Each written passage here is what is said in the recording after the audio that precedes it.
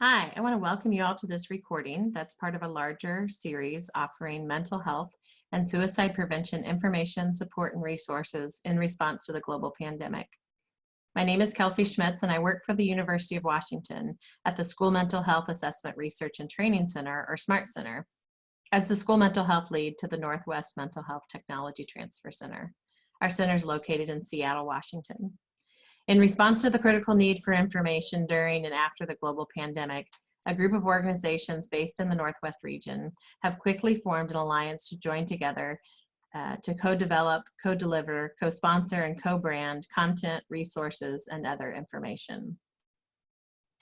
In an effort to bring together in one spot a wealth of relevant information and access to school mental health experts, the Northwest MHTTC and the UW Smart Center are partnering with Forefront Suicide Prevention Center, Drs. Jim and Liz Mazza, the Association of Washington School Principals, Northwest Positive Behavioral Interventions and Supports Network, Sound Supports, and Well Educator to bring you the Wellbeing Series. If you'd like to learn more about the Wellbeing Series, please visit our Wellbeing Series webpage and learn about the other events that are planned. All the events are free and anyone's welcome to join. If you have any questions, you can reach out to my colleague, Megan Lucy. As I mentioned, we're part of the National Mental Health Technology Transfer Center Network. This network is funded by the Substance Abuse and Mental Health Services Administration and includes 10 regional centers, a National American Indian and Alaska Native Center, a National Hispanic and Latino Center, and a network coordinating office. If you're interested in reaching out to the Northwest region, where we support the workforce development of school mental health professionals in Alaska, Oregon, Washington, and Idaho, you can find information for how to email us, how to visit our website, sign up for our newsletter, and connect with us on social media. Now we hope that you will join us to go into the living room of Drs. Jim and Liz Mazza with their family as they teach their kids the basics of emotional regulation and specific skills such as mindfulness, distress tolerance, and interpersonal effectiveness, essential skills at any time, but even more critical during COVID-19. We hope you'll tune into this lesson and the other lessons that are scheduled to help your kids and your family reduce conflict and keep this pandemic in perspective. If you're interested, here's the weekly schedule. All lessons will be recorded and posted to YouTube. You can also watch these on YouTube Live by subscribing to the DBT in Schools YouTube page. We also invite you to join us on May 19th and June 16th for a session live with Drs. Jim and Liz Mazza. These sessions require registration, and you can get those registration links as well as information about the rest of this series by visiting the website at the bottom of this slide. We hope you enjoy this lesson. Hi everybody, welcome to our YouTube channel, and we are going to be doing our student skills for surviving and thriving during COVID-19 and beyond.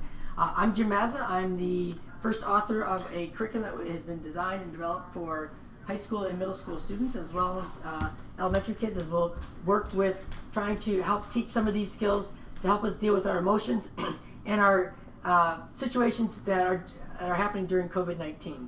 First, I'd like to introduce the classroom or my family, and I will start with Jackson. Go ahead, Jackson, introduce yourself. My name is Jackson. I'm 13 and I am in 7th grade. My name's Grace. I'm 8 and I'm in 2nd grade. My name's Ashton. I'm 12 and I'm in 6th grade. Great, and then finally, good morning, everybody. I'm Liz Dexter Mazza, and I'm so excited. I'm going to be teaching you guys in a little bit after I figure out the technology, and Jim's going to get started here with the intros. all right, as we do with all of our teachings, we want Tell them why we're here.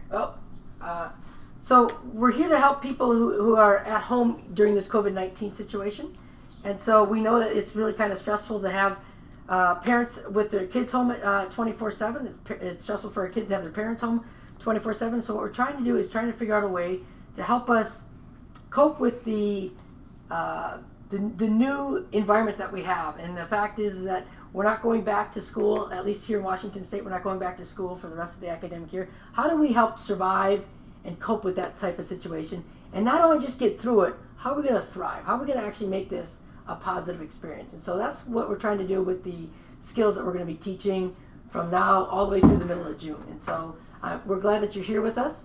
As we teach skills, and we're going to teach, Liz is going to teach mindfulness this morning, we start with a mindfulness exercise, so each time. And so I'm going to ask you guys to stand up. We're going to do what's called Zen counting.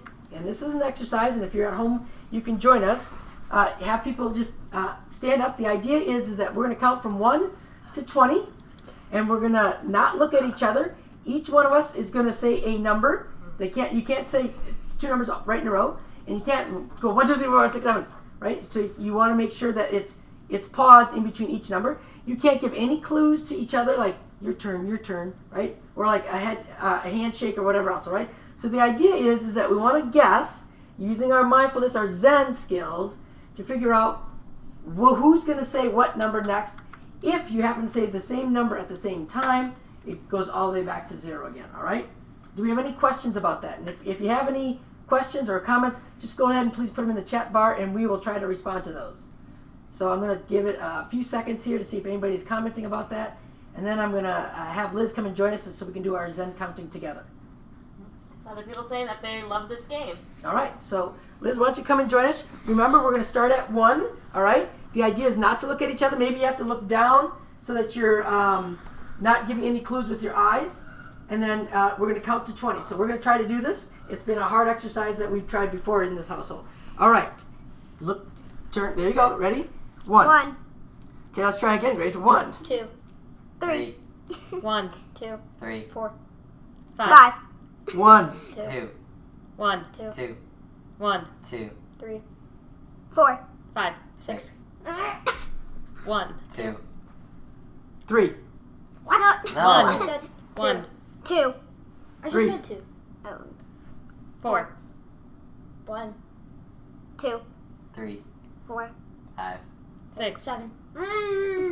1. 2. 2, 1. 1. 2, 1. 2, 1. 2. 2, 1. 2, 3, 3. 1. 2, 1. 2, 3. 4. 5. 6. 7. 8. 9. 10. 10. Okay, so close.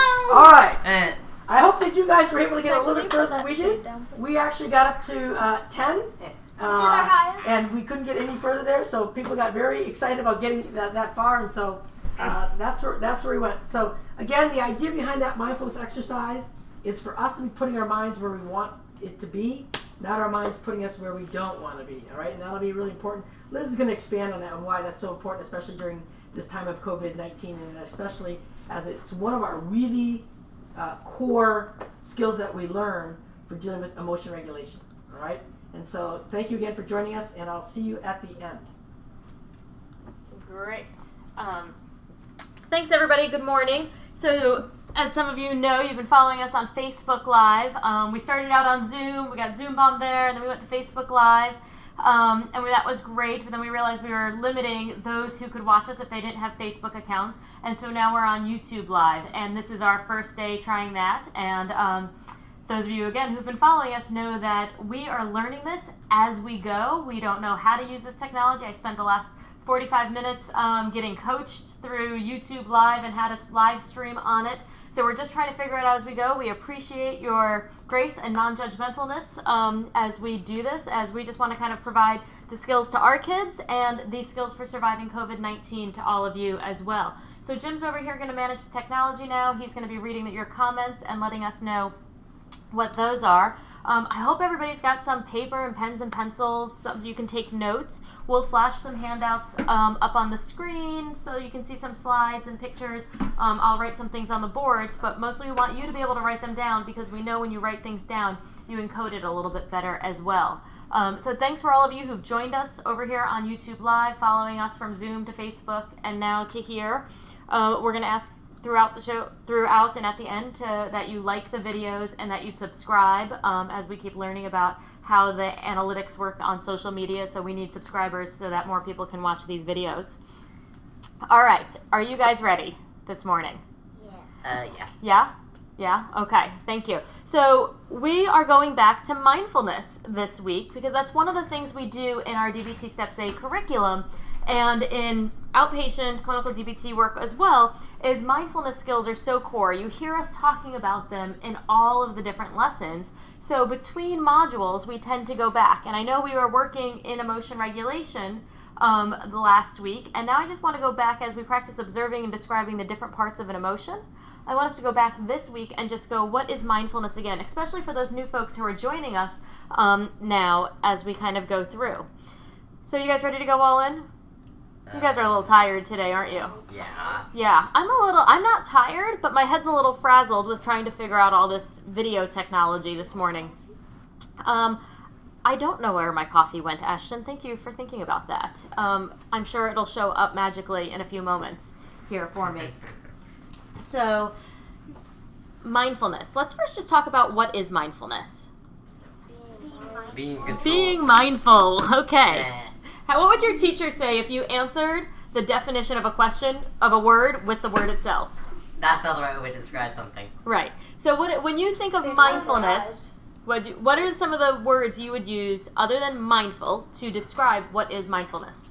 Being in control of your decisions. being in control of your mind rather than letting your mind be in control of you. Ooh, What nice does that one, mean? Jackson. Exactly what it says. That's what it says What there. does You're that reading on the handout, right? So being in control of your mind Not and being focused, putting your attention where you want it to be. Ashton, that's really common. How many of you guys think when you hear mindfulness, you think, right? That's not How many of you think of that as mindfulness? Some of you do? Okay. Probably post it in the chat if Yeah. you do. So if that's what you think, a lot of people think that is. And that is part of mindfulness. And there's a lot of other mindfulness as well. Like Zen counting, that was a mindfulness activity, right? Even though we weren't just sitting and breathing and watching our breath, we were doing an activity because there's so many parts of it. Because mindfulness really is about being present in this moment without judgment and without trying to change it. Okay? So hear that. It's being present now without judgment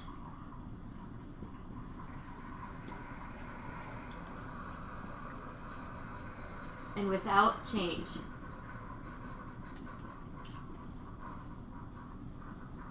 Okay, and I'm just going to flip that over so you guys can all see what I just wrote on that board there. Okay, so it's being present now without judgment and without trying to change the moment here. Okay? All right. And that's what we just want to keep coming back to and keep thinking about. Being present right now without trying to change it. So when we're doing that Zen counting, right, how many of you guys were trying to think about change? Like, oh, somebody don't say, someone stop talking. It's my turn to say this. It's my turn to say that. Right? Kind of getting ahead of thinking about your strategy maybe of how fast or slow you're in the next moment rather than in this moment. Right? That's not that would be not being mindful. Or you guys, I didn't even get to tell you guys what happened to me this morning. A lot of times think of mindfulness as the opposite of mindlessness. And mindlessness is when you just do something without thinking. Like you're not even paying attention, right? Maybe when you like scratch your face or something or bite your fingernails, you don't even notice that you're doing it. You're doing it mindlessly, right? Can you stop, please? Thanks. And here's what I did this morning. I made coffee early this morning for myself while I was also trying to be in a meeting. And I went and I grabbed the coffee creamer out of the fridge and I poured it into my cup. And then I realized that I just poured egg whites into my coffee this morning. That would be a great example of mindlessness, of trying to do two things at once and not paying attention. So I almost drank raw egg whites in my coffee this morning, right? Or do you sometimes notice when you are, sitting around and you're fidgeting, or maybe you're tapping and you don't even notice that you're doing it, or you're sitting in class, like now with all this school from home, how many of you are like sitting on your computers, and then all of a sudden you don't even notice that you're on another web page somewhere, right? That you have scrolled to YouTube videos, or you're now texting on your phone, and you didn't even pay attention to it. You just mindlessly did it because some notification popped up in your screen or something. Has that happened for any of you? Right? Has that happened for you at home? Having to notice that. So mindfulness is about being aware of where you are in this moment. Make sense? Okay. So on your handout, it talks about that there's two kinds of mindfulness, right? Can you remember what those... Emotion mind and reasonable mind. Right, those are the two states of mind. We're going to get to that in a Wise minute. mind. And wise mind, those are the states of mind we're going to get to in a minute. But what I want you to think about first is mindfulness always about just holding my attention right here, right now? No. No. Open mind. Right? Because there's also an open mind. Right, Jackson? Exactly. Right, so we have focused mind, right? Right, focused mind, put my attention where I want it to be in this moment. Like if I'm supposed to be listening to my teacher lecture online in a video, and maybe it's going on for a while and long and long and long, and then you notice some notification pops up on your computer screen, like a new YouTube video for someone you're subscribed to, or a friend put a chat request in the chat line, or somebody texts you. Do you notice that your attention starts to shift over here? So focused mind is about noticing that you maybe get distracted and bringing your attention back to your teacher doing their video lecture, right? Putting it where you want it to be. Or if like you're in a big sports game, right? Actually, like sometimes when you're playing soccer, right? What happens when you're goalie sometimes during the game? It gets boring. It gets boring because you're just kind of hanging out on one end of the field by yourself, right? And then do you get distracted? Yeah. And what kind of things do you get distracted with? Loud noises and other soccer games. Other soccer What games, is other game? right? Or just hanging on the goalie net, Oh yeah. right? Sometimes. And then where do you have to put your attention? On the field. Right, you have to notice that and get your attention back into the field, right? So keeping your attention where you want it to be in the moment. And then there's open mind, awareness mind. Ashton, can you read us what awareness mind is? And can you talk loud so make sure everybody can hear you? Oh, wait. Oh, full awareness. Full awareness. Being aware of the present moment. I.E. Thoughts, feelings, and physical sensations. Without judgment and without trying to change it. Right, so that's being aware of what's happening around you and also what's happening inside of you. Like this morning when I was not able to get the YouTube live to work, and if some of you tried to get into the original link we sent out, you notice it had to be deleted because somehow I went on live this morning trying to figure it all out, and it was just a live video of me working through all of that. So we had to delete it, and that's why that original link didn't work, right? And I noticed as I was doing it, I was starting to get a little anxious, right? Like I started getting like tightness in my stomach and some fluttering in my chest because there was some irritation and anxious. So I was having mindful awareness of some of that. Do you guys ever notice that? Can you notice sometimes when your emotions or physical sensations are starting to increase inside your body? Right? Do you ever notice when your emotions are starting to go up, like when you're starting to get more and more and more frustrated with something? Sometimes, right? And that's sometimes ish, right? And that's why practice of mindfulness is so important, because we don't want you to just to go from like all of a sudden like you're fine and then all of a sudden you notice your emotions are so high at like a really big level. What if you could notice as they're slowly growing, as they're slowly going up? Like I'm thinking, Grace, of sometimes like when we're playing board games and playing Forbidden Desert and you're trying to make some suggestions and ideas, and then like you feel like people aren't listening to you, and then you start getting more and more agitated with things. So noticing, being aware of when your hands are moving all around the place, when they're tapping, right? Just being aware of that in your body and bringing your focus back to this moment. Does that make sense for what mindfulness is? Mm-hmm. So mindfulness isn't just this. It's really about being here right now and putting your attention where you want it to be in the moment, and also being aware of what's happening inside of you during that time, right? And a big part of mindfulness I always think about is like that mindfulness pause. Taking that quick pause and break between our urge to do a behavior and the actual doing of the behavior. That's what we're going to talk a lot about through all of our lessons, right? There's the urge to bite on your nails, and then the behavior of biting your nails. The urge to switch to YouTube videos when you're in online school, and then the actual switching of it. And there's that pause when you can be mindful and notice that urge, then you can also really be aware of choosing to do that behavior or not. And mindfulness, these mindfulness skills are going to help us get there. Okay? And you guys like doing all the different mindfulness activities, right? And which ones do you like more? Do you like doing like the participate activities? Letter switch and Zen counting. Letter switch, Zen counting, sound ball? Zen counting and sound ball. And you like those more than when we say, let's practice following our breath? Yeah, I like letter switch and then the mindful eating, but that's just because you get to eat something. Mindful eating. Okay, so you like the more active ones on things. And so here's the thing though, guys. We could do all active, participate, fun games for mindfulness, and that could help teach us some of the mindfulness skills. What it wouldn't teach us though, when we sit quietly and we watch our breath and we focus, is how to notice more of those urges in our bodies and sit still. So it's important that we practice both our sitting and breathing mindfulness and our active participate ones, because we need to be able to practice noticing the urge to move when we're sitting still, and to be able to watch our breath, to sit with uncomfortableness in our body sometimes. And it's important to be able to figure out how do we live mindfully and do things with walking around with our eyes open all the time. You know, in a lot of our practices that we'll do when we do mindfulness, we'll talk about how we're going to do them with our eyes open, because we don't walk around the world with our eyes closed, and we want to practice living mindfully. Make sense? All right, so let's talk about those 3 states of mind you guys mentioned earlier for me. All right, tell me again, what's those 3 states of mind? Wise mind, reasonable mind, and emotion mind. Okay, same slower now. One at a time.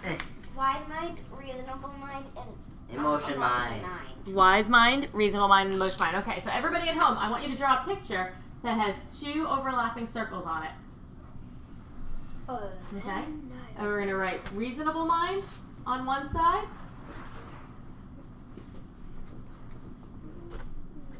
And emotion mind on the other.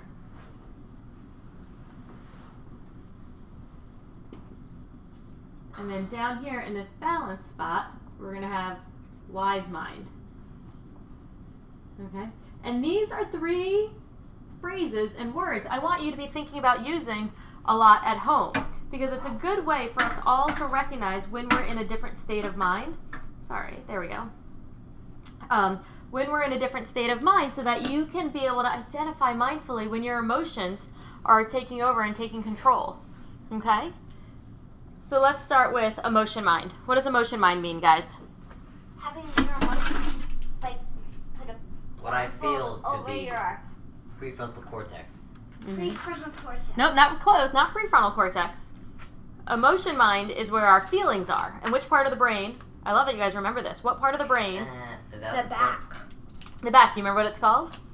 The prefrontal cortex. amygdala. The amygdala. That's right, Ashton. High five. It's the prefrontal cortex we're going to get to. That's in the they front of put- our brain. No, they put right? a blindfold over And you. that's going to be when we get to reasonable mind. I can't say it.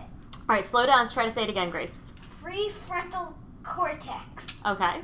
Right, and that's going to be when we get to reasonable mind. So the emotion mind is like our emotion control center. Think about in the movie Inside Out, right? There was the emotion control command center where all the emotions were taking over and running the show. And when those emotions got really, really high, right, emotion-based behaviors happened. Yes? Right? Okay? Right? So I always think about that emotion mind is like when the amygdala throws a blindfold over reasonable mind and completely Prefrontal shuts it out. cortex. Right, the prefrontal cortex completely shuts it out with a blindfold. And then our emotions are taking control. But does that mean that emotions are all bad? No. No. Right? Because happy is an emotion. Because happy is an emotion, right? So do we want to get rid of our emotions altogether and emotion mind altogether? No. No. We want to have our emotions. And we want to pay attention to our emotions because they give us a lot of information, right? Mm-hmm.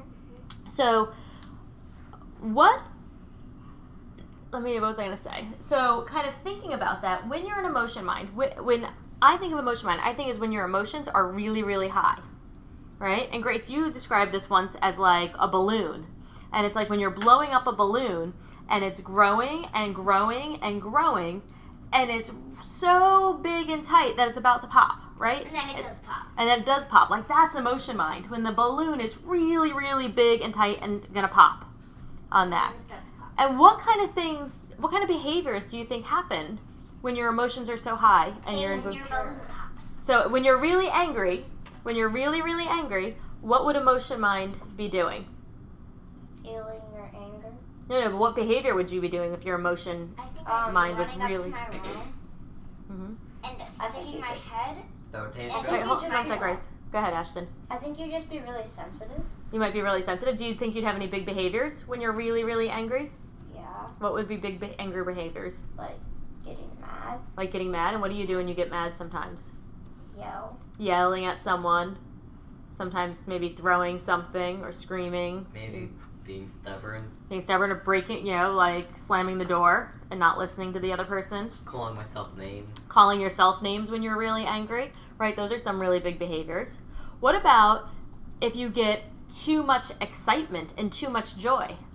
You can make stupid decisions. Like what? What would be a problem behavior that you would do if you have too much excitement or too much joy? You cross the line. Cross the line. Can you give me an example? You're too, Okay, one at a time. I'll let Grace go. Okay. I don't know. Okay. you're too funny. At least you're trying to be funny, and then you're too funny that it does something bad, and it's funny Banter. the first time, and then it just turns into. Okay, so maybe you're being funny or you're joking around with your friends and you're getting all excited, and then you kind of cross the line and you say something really hurtful. Like banter. But it goes beyond banter. There's friendly banter, and then there's just kind of meanness and bulliness, right? Mm-hmm. So maybe it goes too far over the line with banter. From friendly to unkind. Joking around to really mean and bullying, right? And that's where excitement can get too much. Or when you're playing a board game and you're being silly and you're playing with different pieces and all of a sudden you knock all the pieces off the table. That's one of the things about mindful awareness is to notice when your emotions are getting ramped up that big. So emotion mind is when your emotions are in control. When you're making decisions completely based on emotions, right? And so it's really helpful sometimes to notice that and to be able to ask yourself or ask somebody you're with or in your family to say, do you think this is an emotion-minded decision right now? Do you think you're in emotion mind right now? That's something we want to think about, right? Okay, so if emotion mind is when our emotions are really big and our emotions are running the show, what's reasonable mind? I would no emotion and just doing things based on facts. Logistics. Logistics, say more about that. The logical route. The logic. What makes sense? Mm-hmm. With zero emotion at all, right? So think about, I'm thinking one of the game you play of Satisfactory, right? It's just you're building factories and just doing what makes sense to get you the things that you need in it, right? Mm-hmm. Okay. Is there any emotion involved sometimes in that? No, not really. Right, so you're just kind of staying right there. But if, say, somebody else was to start playing with you and they came in and destroyed one of your factories, what might happen? I might get mad at them. You might get mad and maybe you'd act in emotion mind and go destroy something of theirs. And then there'd be potentially this war on it. War. Yes, no, I don't really understand the game. No, you don't understand the game at all. Okay, It's all right. my world, my factories. Okay, take so from the person. what else happens in reasonable mind? What other kind of things do we need to do in reasonable mind? Not do anything Math. rash. Math, right. Math is something that we have to do in reasonable mind often, right? Because what happens when you start getting frustrated trying to do math and emotions start coming in really high? You get bad at math. Right? You may make mistakes or you have a hard time kind of focusing on that, right? Especially if you just came out of PE, right, at school and now you're having to go in to take a math test, Oh, that'd be terrible. right? That'd be really hard, to just trying to really be all in reasonable mind there and calming down some of those emotions. I also think of there are some jobs that people have that we really want them in reasonable mind, when you're building things, construction, right? You want to look at the facts and not just what I feel like getting this done quickly and I'm just gonna I'm just gonna work on this really fast while you're supposed to be doing very specific measurements. Air traffic controller, right? Somebody who's an air traffic controller, right? We want them in reasonable mind, looking at the number of planes that are coming in the sky. When they're landing, who's on the ground and how they have to maneuver them all around, and that every plane is 300 people, right? That's a good thing for reasonable mind over here. Don't you know a little bit of emotion? A little bit. Well, this is where we're going to get into, right? So reasonable mind says, like, there's no emotion at all. Emotion mind says there's no reason or logic at all. Now, those seem like really far extremes. Are those really places we want to be all the time? Just the exact opposite. Right. They don't. So if we don't want to be on one extreme or the other, what would be the middle path? What would be the combination of them? Wise mind. Wise mind, exactly, right? We want this wise mind. And sometimes, wise mind could be as big, like that. It can be really big on all of this piece. And sometimes it's just small, right? Sometimes wise mind just has a little bit of overlap between the two, right? It could be big or small. But it's taking into consideration both sides, right? Of our emotions and the reason and the logic and the facts and things when we make decisions. So what are some things that wise mind decisions we might make about stuff? Like not to do something just out of emotions, like don't do anything rash. Don't do anything rash, right? So think about what the consequence of that is. What'd you say? To notice your emotions, right? And say like, okay, is this going to get me closer to what I want or further away from what I want? Right? Like I really want this thing, and if I act on that emotion to get it, I may get it right now, but later on I'm going to get less. Yeah. Right? Like trying to get through our math assignments or our school assignments really fast. And if we get through it really fast, sometimes what happens when emotions want them to just be done? You get it wrong. You get it wrong, and then you have to Redo it. So it takes even longer, and then you're further away from being done with your schoolwork. So, an emotion-minded decision might be to just rush through your assignment, and wise mind in there is like, okay, slowing yourself down. I don't want to be working on this, and I don't want to be working on this twice as long. So getting back to a wise mind decision, finding that middle path. Yeah, Grace? How do you know when to choose wise mind, reasonable mind, or emotion? So that's a great question. Grace's question was, how do you know when to choose between wise mind, reasonable mind, and emotion mind? Well, the first thing to do is this is why we practice lots of these mindfulness skills, is to ask yourself, is this a wise-minded choice? Right? And you can ask yourself that throughout the day. Or is this an emotion-minded choice? Except if you have to do some sort of activity, how do you know which mind to choose? Well, oftentimes we're going to move towards making wise mind decisions. And even wise mind decisions and reasonable mind decisions Kind of the same. they can look exactly the same, except if we only make reasonable minded decisions and ignore all of our emotions, oftentimes we flip back to emotion mind. Right? If you're just stuck between emotion mind and reasonable mind, you flip back and forth. And then sometimes your behaviors kind of feel like out of control and you get sad and frustrated. So in wise mind, we can notice our emotions and we can make decisions based on facts and reason. So I might not want to slow down and use scrap paper to do my math, and I don't like that, and it makes me frustrated and angry that I have to do it. And in reasonable mind, I know if I use scrap paper, I'm going to get it done probably more accurately and faster. So there's that piece that there's the recognizing I don't like this is frustrating, and I'm still going to do the reasonable thing. So that's wise mind. Okay? So asking yourself questions on a regular basis like, am I in emotion mind right now? Is this an emotion-minded decision or is this a wise-minded decision? Right? Can help you there. And here's the tricky thing. Sometimes our emotion minds are super, super smart that they try to trick us. And they try to trick us to think that they're wise mind. They kind of put the wise mind costume on. And so if you are making an imposter, that's right. If you make a decision on something and you're not sure if it's really a wise-minded decision or an emotion-minded decision, here's what I want you to do.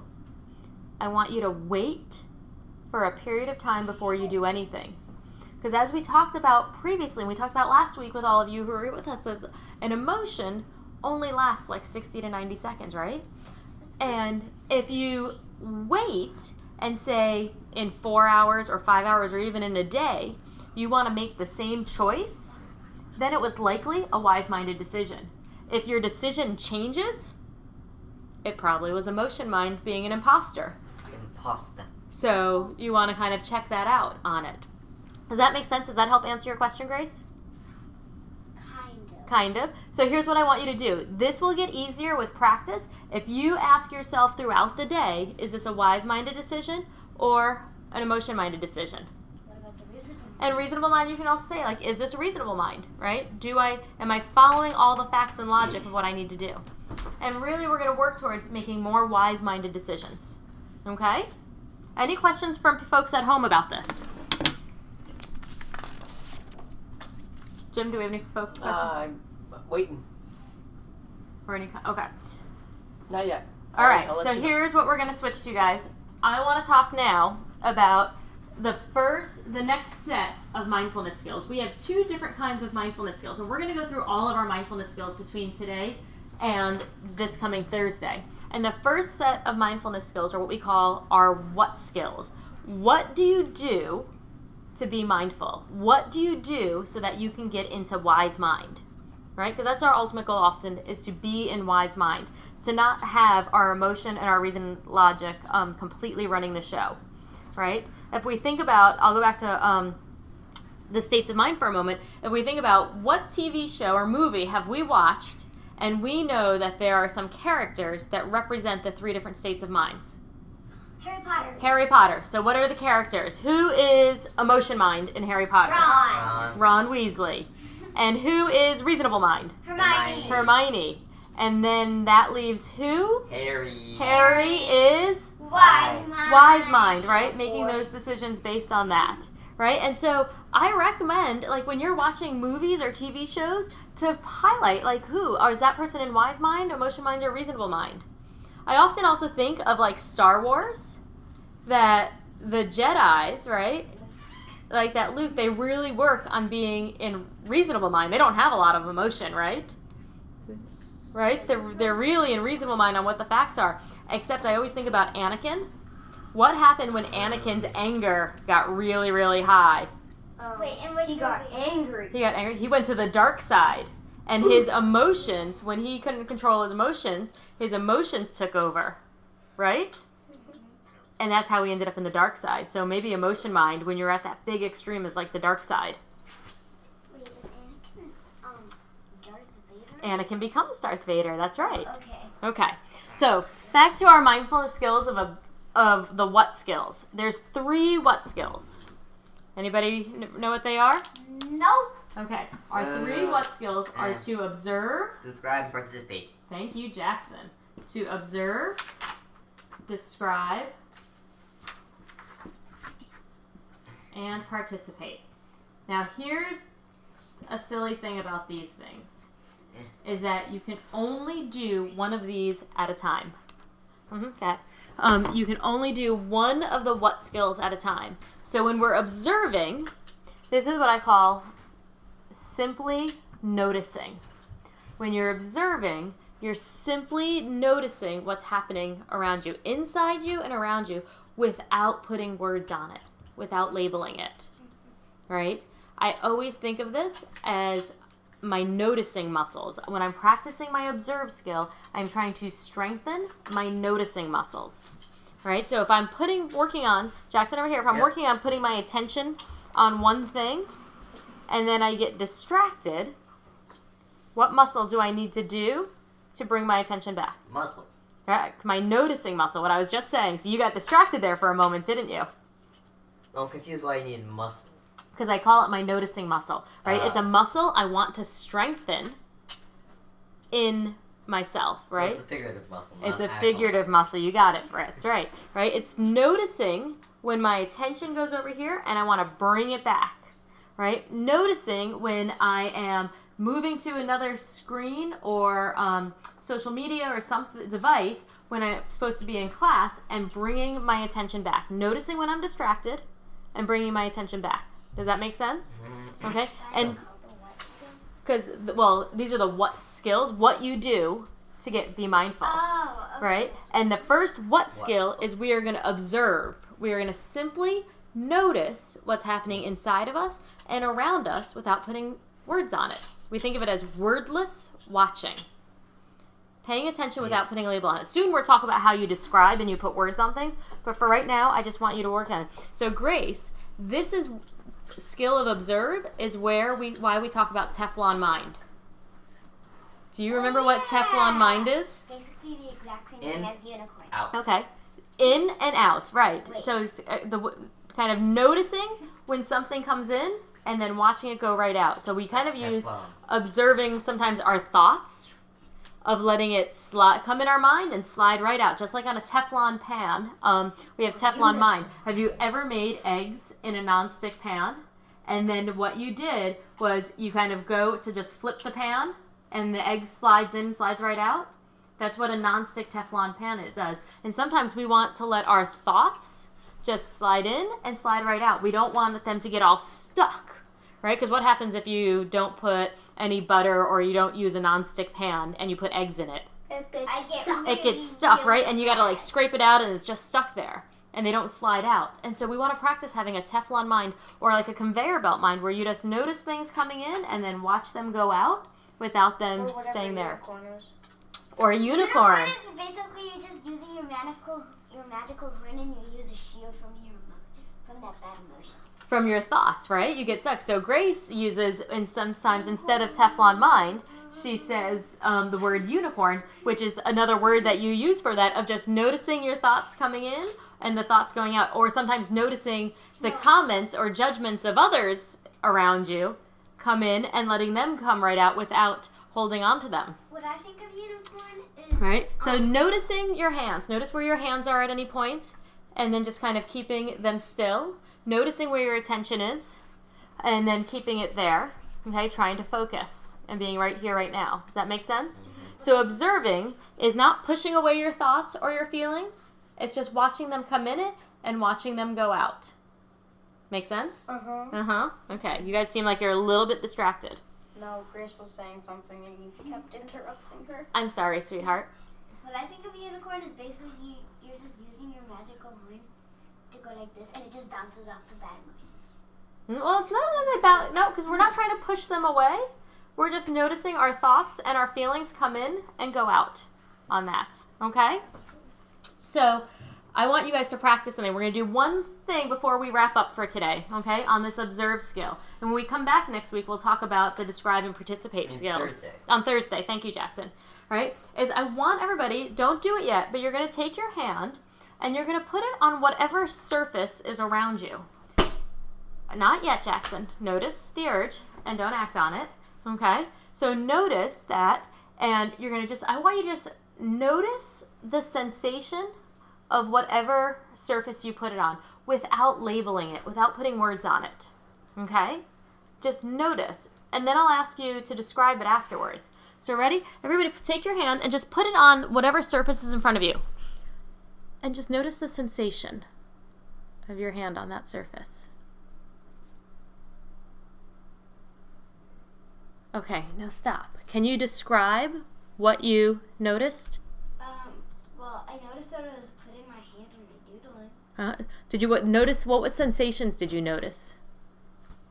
It was It was flat. kind of Flat, slidey, but slidey. sticky. Okay, so sticky. We're gonna wonder what's on your paper. It's sticky from Cool. breakfast. Cool, flat, right? So you can notice the sensation and then put a word on it. It was like sticky because Yep. my hands are small. Any thoughts for you? Describe just the words. Just keeping my hands on it and nothing like moving. It actually was kind of painful because I have hangnails and like it's just really little pain, so I don't usually feel it. But because nothing is going on, So putting all your attention, you noticed kind of some pain in your fingers when you just observed that. yeah. Okay. And, it's And then here's the last thing about observing I want you to know. You can't describe things that that you can't observe. So things that we can't observe are other people's thoughts. Another thing we can't observe is other people's intentions, what we think they're going to do. So like, can you guys read my mind and read my thoughts? Nope. No, I No. have no idea what Not you're unless you're thinking right psychic now. or telepath. Right, unless I tell you what I'm thinking. Do we sometimes think we know what other people are thinking though? Yeah. Yeah. And does sometimes when we're wrong, that fuels our emotions? Mm-hmm. Right, so we want to practice. We're just only going to observe what we see. All right, we've gone on for a long time this morning, kind of getting ourselves set up since we started a couple minutes late. I am really thankful to you guys for joining in with us today and kind of participating. And for all of you at home, thank you for joining us as well. I hope this was helpful. On Thursday when we come back, we're going to teach the rest of the mindfulness skills. We'll do some more participate activities and talk about being effective and non-judgmental. We'd love for you to share these videos with your friends. Please subscribe to the YouTube channel for us. That I've learned that actually helps just with people being able to watch and then being able to kind of change the URL so people can find us easier. And then please also join us, parents, on Monday, Wednesday, and Friday mornings at 7 a.m. on both Instagram and Facebook Live.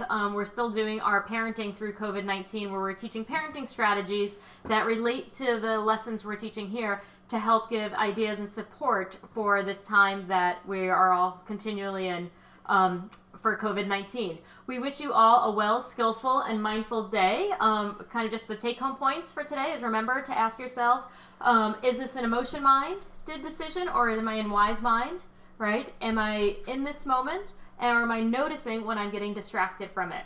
So like I said, please like our videos, subscribe to the page, and we will see you on Thursday. Take care. Bye. Say bye.